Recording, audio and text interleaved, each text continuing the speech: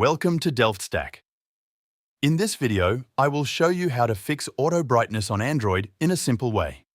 Start by refreshing the Adaptive Brightness feature. Open Settings, go to Display, and turn Adaptive Brightness off. Wait a few seconds, then turn it back on again. This can reset temporary sensor problems and improve brightness adjustments.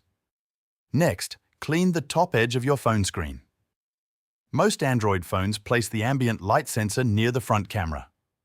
Dust, fingerprints, or dirt can block the sensor and cause the screen brightness to react incorrectly. You should also check your screen protector.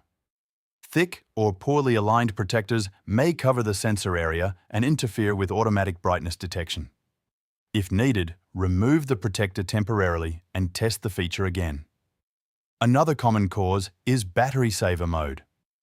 When battery saver is enabled, Android may reduce brightness to save power and override adaptive brightness settings.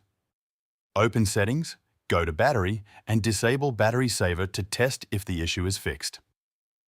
If the brightness still changes incorrectly, restart your phone. A restart can clear temporary software bugs affecting the display sensor or system controls.